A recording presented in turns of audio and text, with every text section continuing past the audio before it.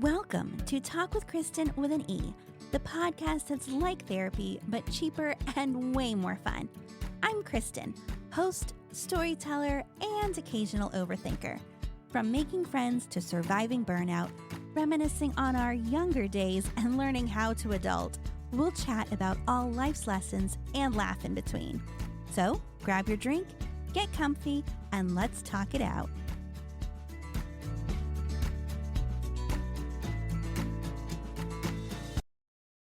Hey everyone. So if you heard the episode last week, we were talking to Laura and we had a fantastic conversation about burnout, what it is, how we're dealing with it or trying to deal with it. And one of the areas we said was a good way to deal with it was boundaries, which we only just touched upon because we really wanted to dive into it this week and talk about what boundaries are, how we're using them, how they can help with burnout, and how maybe you can use some boundaries on your own. At least that's what we want to be able to get to today. So, hey, Laura, welcome back. Kristen, it's great to be back. I'm loving the opportunity to continue this conversation. Yeah, and I'm so glad you're here because boundaries are so huge. And I know you and I have been kind of holding each other accountable to try to have boundaries and keep boundaries. So I'm excited about what we can share with our listeners today. When did you identify you needed boundaries, or what boundaries did you identify that you needed?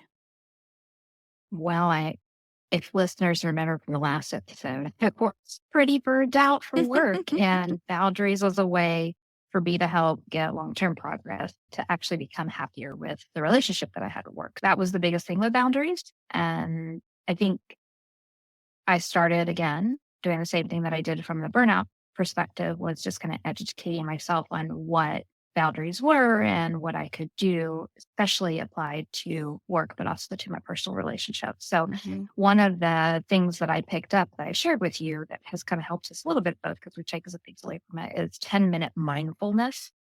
71 Simple Habits for Living in the Present Moment. So that's a book by S.J. Scott and Barry Davenport that I have found really, really useful because it's simple and they're just suggestions. If one works, I can try it for a little bit. And if it doesn't work, I move on and there's another suggestion.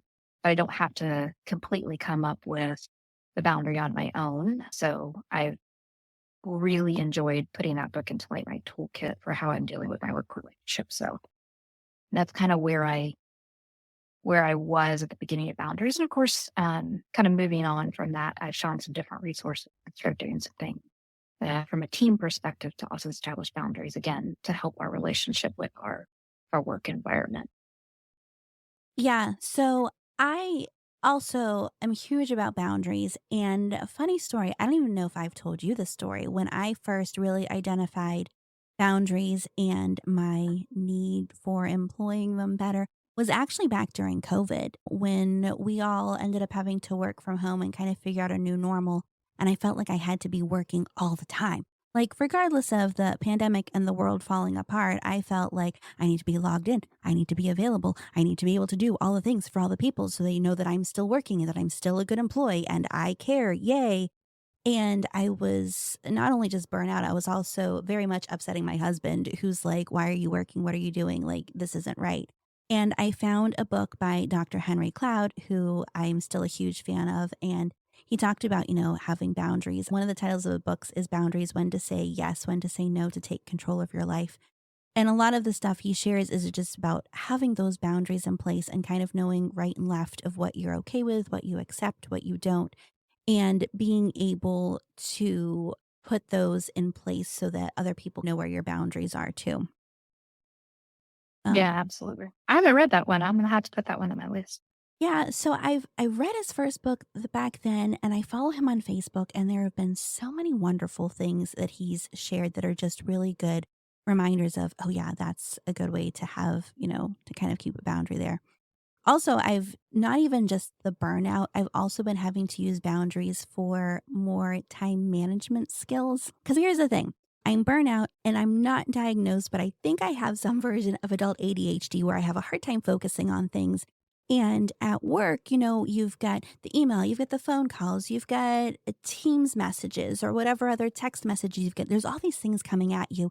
And I would find that I would just get very distracted at work and I was not being as productive as I could have been because my time was kind of just all over the place and was at the control of other people. If they needed a response to an email, if they needed a response to a chat message.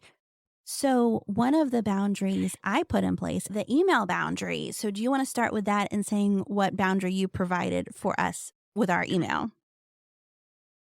Yeah, because we were looking through my book because mindfulness has a lot of mindfulness stuff also deals with like meditation, which I haven't been really good at, but Mhm.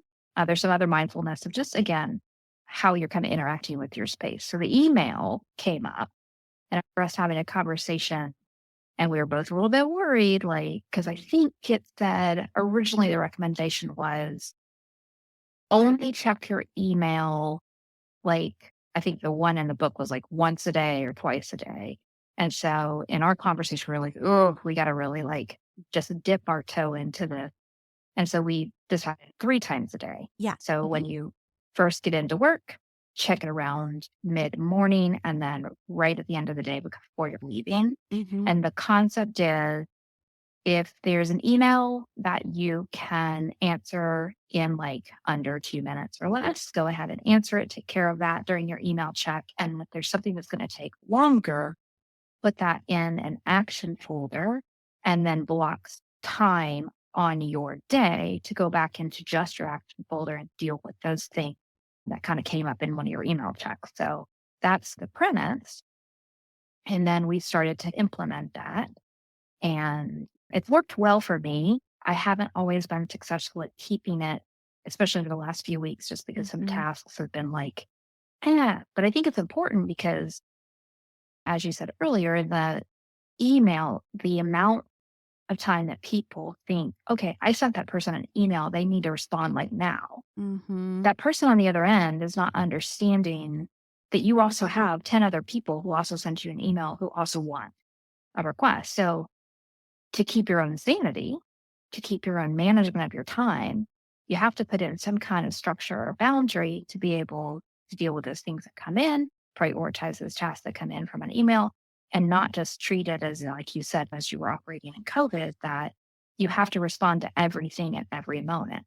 Because otherwise, you could do the whole opposite and just not respond to any email, which is also not a good thing. Yeah, I mean, that is So an I think option too, but yes, not a great one. Well, and that's the you'll thing. miss things, right? And I think so many people are controlled by their inbox. Like they base their day on just doing whatever comes in as it comes in, almost like a call center, like, thank you for your call. It'll be answered in the order it was received. And they just go through things as it comes in, which isn't necessarily prioritizing your work. And it's really making you controlled by it in a way. So what I found was not just doing the 3-hour email. I turned off all notifications because Outlook will often pop up when a new email comes in. I didn't want that at all. I shut off all notifications. I minimize Outlook, or I'll have my Outlook open to my calendar view so I can still see meetings that I have, but I'm not distracted by my mail. And it's every 3 hours I would do it. And like you said, the past few weeks it hasn't been, so I need to get back in the mindset of it. But what I did is not only putting as a boundary, because what I found is the boundaries are only good to a point. If people don't know about your boundaries, then it's nothing. Like nobody cared that I was checking my email every 3 hours. They could just be like, why has Kristen not gotten back to me? So at least with my teams and the people that I work with a lot, I told them, hey, I'm trying this new thing. I'm only checking my email every 3 hours.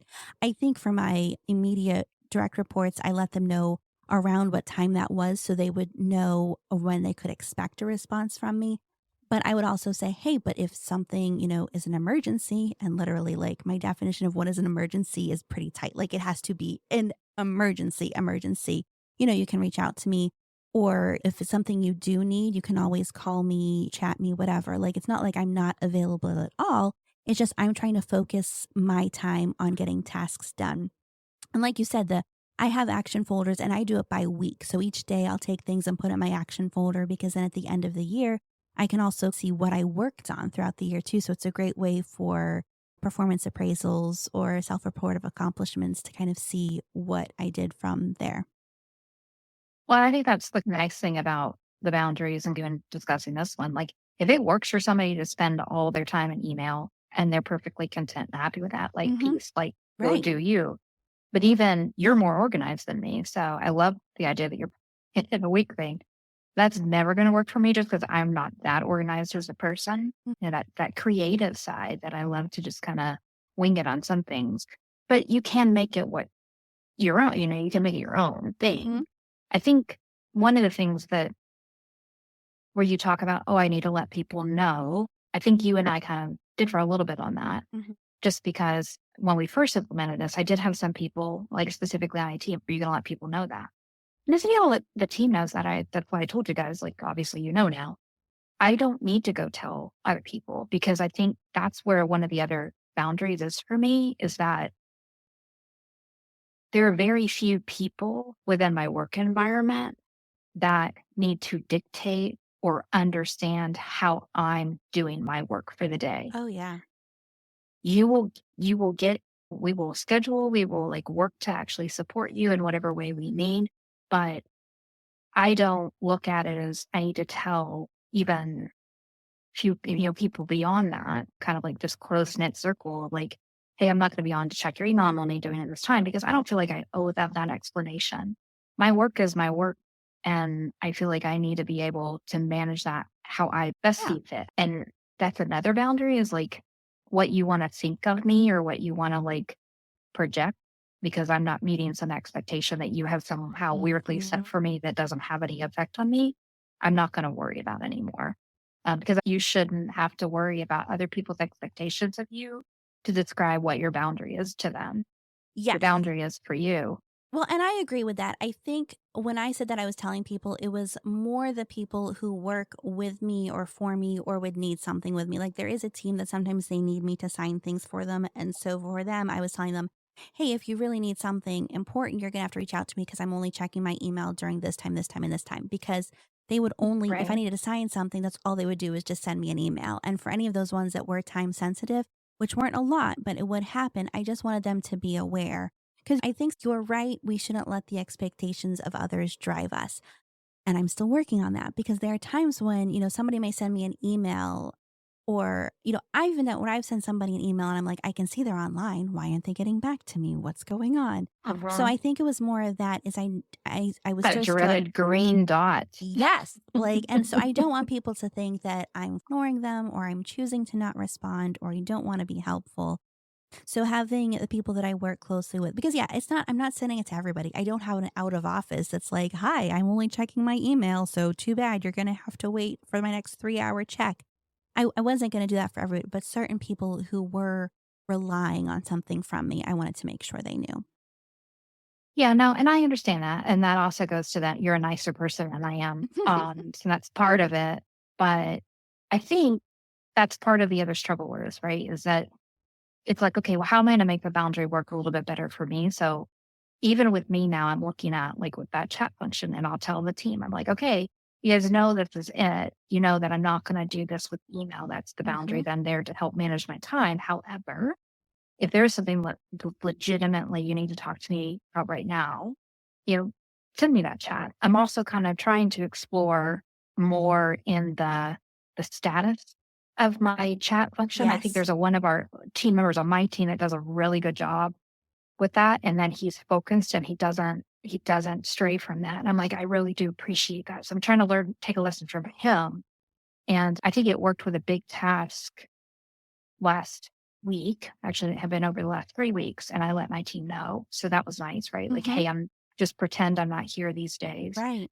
But I think I'm gonna start playing that status a little bit more. Hmm. Like, hey, I'm in my to-do list time. Hmm. Please check in at this time. Like give it a time or something. I think I Yes. want to play with that like next week or the week after. Yeah. And Because I that's think that will help.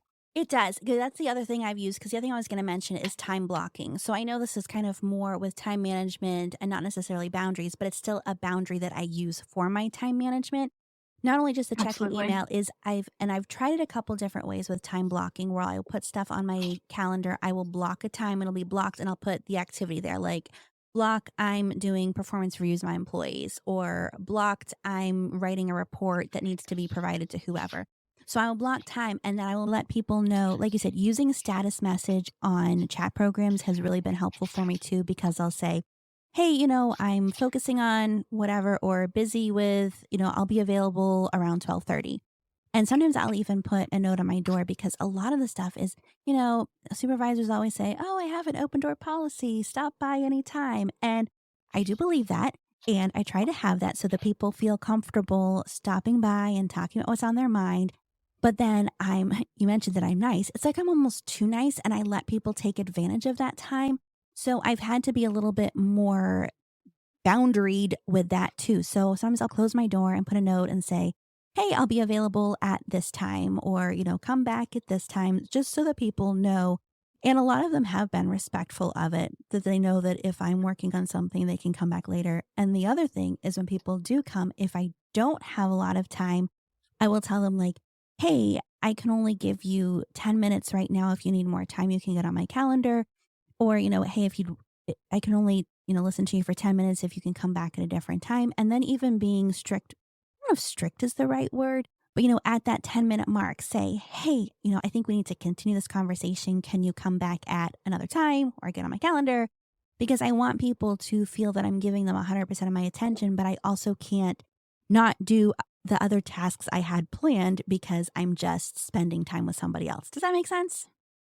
No, it does because it's actually worked for me. Like we've done that in plenty of our conversations. And then I'll hopefully not take, time and you're able to get to the next meeting. But it's like, yeah, okay, I just have two things I want to cover real quick or something. Right. The other part of that is I think there's been a lot of, I think sometimes that, especially because we just did our performance management check ins and one of this kind of time management kind of came up, but that idea of like, it was either phrased of like, okay, Laura, how do I deal with people stopping by? Or Mm. it's becoming frustrating for me. Or then on the flip side, I had some team members say, well, how do I know? I need to know what everybody else is working on so I know when they have time. And in each Huh. case of that, I've reframed the question. I've said, well, one, if you want to know what team members are working on because you want to see if they have time, you're still relying on your own judgment at that. I said, why don't you just approach the team member and say, hey, I'd like to chat or I have a question. Do you have time for me? Or Oh, could you do it yeah. later? And then on the flip side, I've given that same question. Could people who feel overwhelmed, if somebody approaches you, don't feel like you have to, like, because even walk-bys are like becoming even more a thing. Mhm. And for certain people, that's a big boundary, right? Like people walking up, they're not as extroverted, that it interrupts your train of thought. It does a whole Mhm. bunch of things. I said, you can simply look at somebody and say, hey, can you come back? I'm happy to do that. Or can you put it into our request tool or whatever it is? But like, I'm on a project right now. I don't have time. I'm happy to stop back by or I'm happy to have this conversation later. And I think there's a couple, at least of the team members in the branch that are willing to implement that question on both sides. So Mhm. it's a good thing to do. I think we should all practice that in work lives. Yeah, and it should be more of a part of the culture, and that's what I think I struggle with is you found a good way to use your boundaries. I'm working on finding boundaries. Some of the people that we work closest with are also trying to take those behaviors and do it, but because it's not like corporation wide, I feel like it's still hard to get other people to that place also. And I think that gets back to the point of like expectation and what we think, right? Like, Mhm. is it really going to be bad if that person doesn't believe I'm going to respond? Maybe I'll circle back and kind of explain it. One of the other boundaries that I am doing a little bit more now is I'm closing my door Mhm. to make sure that that distraction, not everybody has that opportunity to have a door to close. Got it. Um, there are times where I'll also just put my headphones on and then I've started leaving notes on my door. And I kind of stole this a little bit. There's another person down the hall that has a whiteboard that kind of gives where her status is. And it's usually main on leave or like big meetings or things like that. But I found like when the note was like, hey, I'm doing this. My door is closed for a reason. Mhm. Didn't say it that harshly, but if you're not this person, this best person, which frankly were our big bosses, Mhm. then turn right around. Please ask the question to my team. They're perfectly capable and can help you. Oh, I Or love send me an that. email. We'll get better. And it was actually funny. Our big boss saw that note. He laughed. He knocked on the door. He said, because I'm named, I can knock. And I said, yes. So it's like that kind of boundary, even though I was meaning it kind of in a little bit of a joking way, it actually really worked to where Yes. other people, other team members, I heard other people who have doors said, "Oh, no, no, you can't bother Laura. Did you not read the note?" Yep. And it was hysterical to me from a like, oh, that actually worked. So I think I'm going to employ that a little bit more too. I've been doing the door thing, but I always felt this need, oh, do I need to explain that I'm not available right now? Right. And I thought, oh, just a note on there so then I don't have to have a conversation and people can read. It's sort of like, stop, we're closed, or Yeah. right. It's like your work hour sign on any business. We respect Yeah, that like out for culturally. So why lunch. can't I do it? Exactly. Yes, if you had the little thing with like the clock and the arms, like we'll return at this time, and your little clock says what time you'll be back. You're right. That's acceptable for businesses that we frequent. So why couldn't that be acceptable for the workplace?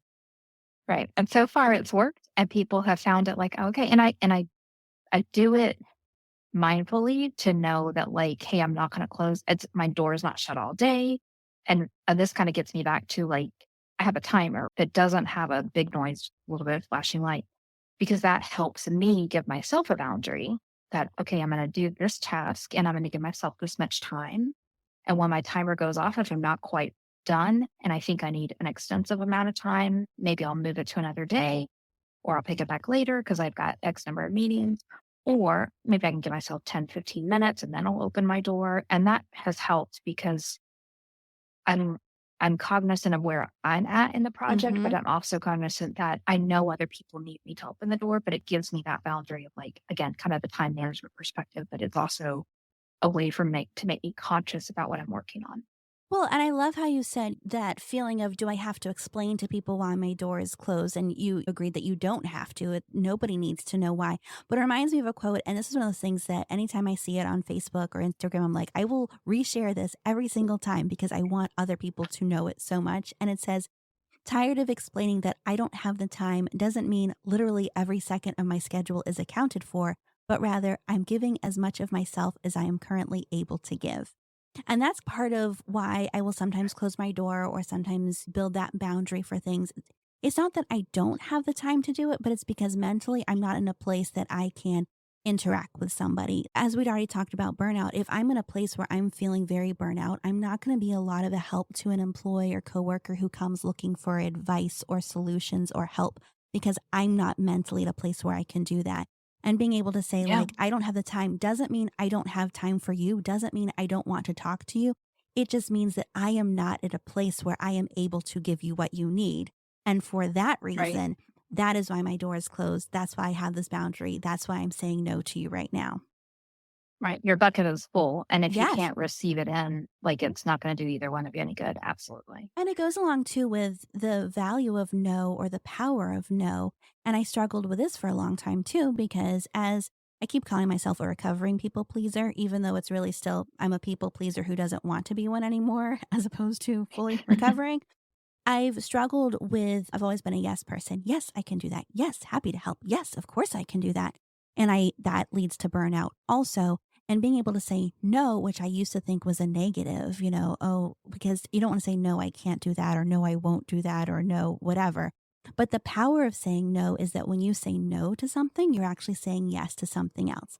Because by saying no to something that may drain my energy or take me away from something that brings me joy, I am then able to say yes to that activity that brings me joy or builds me up.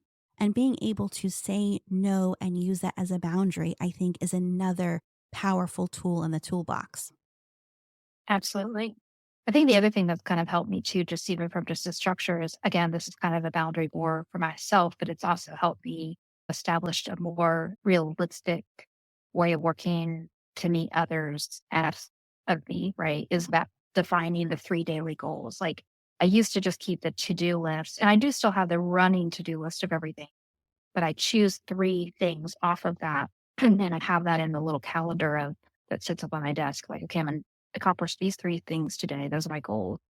Not all, don't always all the time, get them 100% complete. I'm going to do these. I'm going to do these. I'm going to do these. And I schedule that again back to kind of like the time. Mhm. And that has helped, but it's also helped me be a little bit more realistic when people come in that I'm not promising something that I probably will have to kick the deadline down. Like I'm Right. being more realistic about how long it'll take me to them. And those are boundaries that not everyone has always been receptive to, Mhm. but I just have to kind of like, yeah, it's going to take us a little bit longer. And I think that's a work in progress, but it's definitely worth it to the work environment. And I think people so far have not been like yelling too much. And it's not like I can't, I mean, it's not like I'm telling them it's a year down the line, but it's just being more realistic about what I can actually accomplish in the current work prioritization list, environment, all of that stuff. And that's the word I was waiting for you to say. Like, it's about prioritization and priorities. And one of the boundaries you can use too is becoming better with your priorities and understanding where it falls into thing. And when you know in your mind, like you said, with the 2 or 3 tasks that you have to get done for the day, where your priorities are for that day or that week or month, depending on how far you're looking out with your work stuff, is being able to know where things fall in priorities, because people will try to task you and like theirs is the most important thing and they need to have it done immediately and yada yada yada, when over the grand scheme of things of what your expectations are, especially the long-term goals of what you need to accomplish, where that falls in is really important. And I think that that's another thing of managing people's expectations, because like we've said, we don't need to explain ourselves to everybody, but I do think managing expectations is really helpful. So when people bring you a task or even just an ask to do something, being able to say, yes, I can help with that. However, because I'm doing A, B, and C, it'll be a little bit of time. I can probably get it to you next Thursday. Does that still work for you? Because you want to make sure that you have that information there of when they can expect it. Every year I pick words or phrases that I focus on. It's been a few years, but I think it was maybe 22. My phrase was prioritizations and expectations, because we wanted to be able to prioritize our work and manage expectation of others of when they expected it. And I think that's helpful. Again, it's helping people change their mindset too, that not everything, what is it? Not everything is an emergency. And if everything's urgent, then nothing is, all the different phrases we hear. But actually Yeah. putting that into practice, like, no, there actually is a scheme of my prioritization. And the priorities can shift depending on what happens through the day, week, whatever. But being able to still organize things that way can help kind of boundarize your life at work. Yeah, absolutely. And again, I don't think that this kind of urgency culture is unique to one area of a work environment versus another. I think everybody has it. And I think even in some ways, kind of that digital access that everybody has to Mhm. us is a little bit, it makes that seem even more, right? Like it's just like everybody's kind of in that kind of culture. And that's where it's hard to manage. But I am not opposed any longer to if something, even if I see something happening in my team's environment and I feel like, oh, there's a boundary that's being or a line kind of being crossed here, I'll go out and advocate for that team member because I don't want to create this perception Mhm. that, again, we're going to respond just because you think it's an urgent matter. Because I keep telling my team, we don't work for emergency services. Nothing we Right. do is costing lives or the destruction of property or something like that. There's other people with true jobs that have to have like urgency addressed with those. Ours is not one. Mhm. And so I'll give like an example. We had something come up and there was a person that came over to one of our team members and he had gone to lunch. His own boundary. He takes his lunch break, which would love to actually implement for myself, but I still eat at my desk. And I said, he'll be back in about an hour. And she said, this woman who was waiting on him said, should I wait on him? And I said, absolutely not. Mhm. Like, that's not productive for anybody. He'll be back because I think what she wanted me to say in a roundabout way was, hey, maybe we should go get him. And I said, no, no, no, you're okay. Your ask will be met, but he's at lunch and I'm not going to go find him. He'll be back in about an hour. And no, you should not wait. We will meet up with you afterwards. So I think it's hard, right? Like I Mhm. get it. I see the stress that other people come to us when they feel like they have to answer this task. And I think right now I'm just, hey, let's just take a breath. It's not as urgent as maybe what you think. It'll be okay. Mm. And I think hopefully people are recognizing that and that I'm not causing them additional stress on top of it. And it was okay. It all worked out. It was actually fine. Well, and another work boundary too that I see people maybe that they should have a stronger boundary for is when they're outside of work. Like when you're on leave or you're out of the office, you are on leave. And because I don't like it when I know somebody's out of the office and I still see them replying to emails or they're calling to check in to see how things are. That may be actually kind of a control issue too.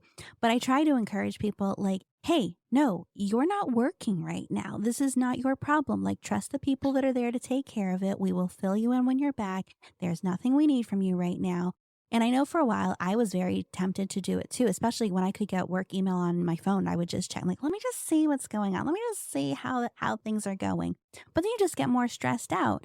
So I try to be Mhm. very conscientious about when I am on leave, I am on leave.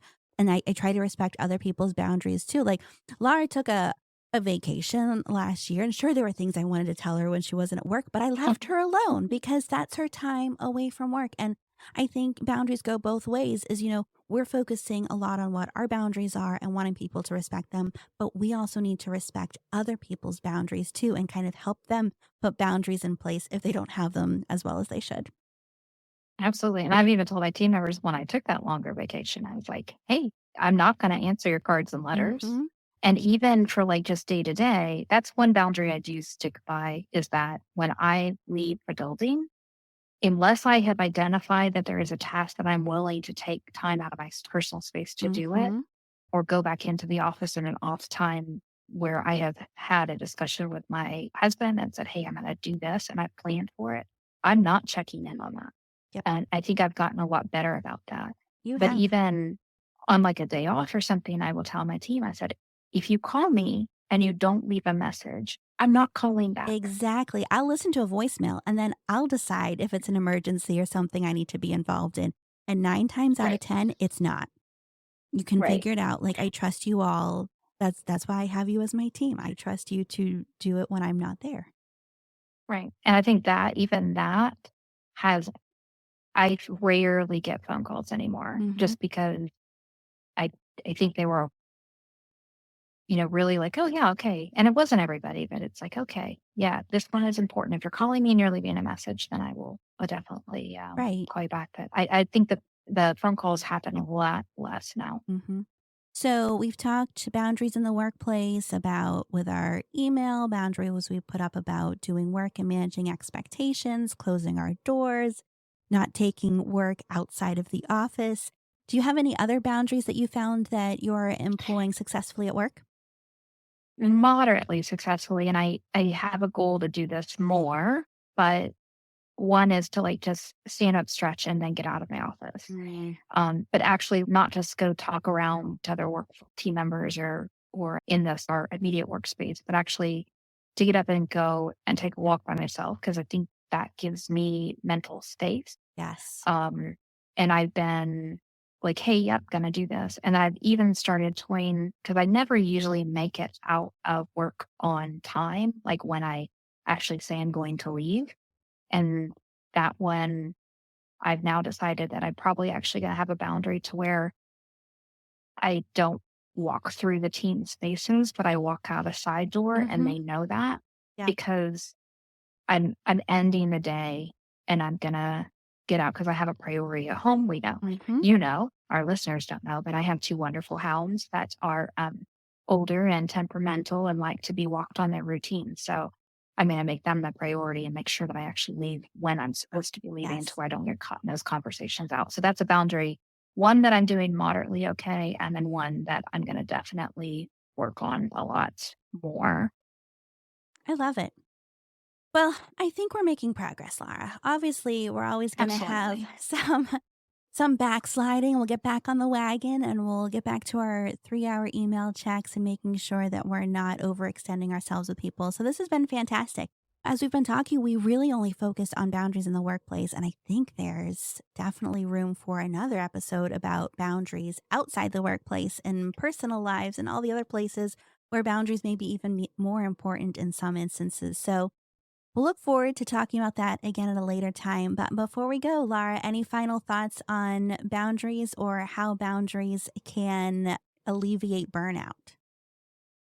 Again, I think this is just part of that toolkit for that mental health of each individual. And so boundaries are really to help you make sure that you're balancing your work and your personal lives and doing what's best for you. So That's that's awesome. my only takeaway. And I appreciate the conversation. Yeah, thanks so much for coming on. And I'm sure we'll be talking again about all the other topics that we have such wisdom on to share with the world. Hey, thanks, Laura. Great. Thanks, Kristen. Thanks for spending time with me on Talk with Kristen with an E, where it's always cheaper than therapy. If you enjoyed today's chat, don't forget to subscribe. And hey, let's keep these conversations going. You can find me on Instagram at Talk with Kristen with an E. Let me know what's on your mind. Until next time, take care of yourself. And remember, life is always better when we talk it out.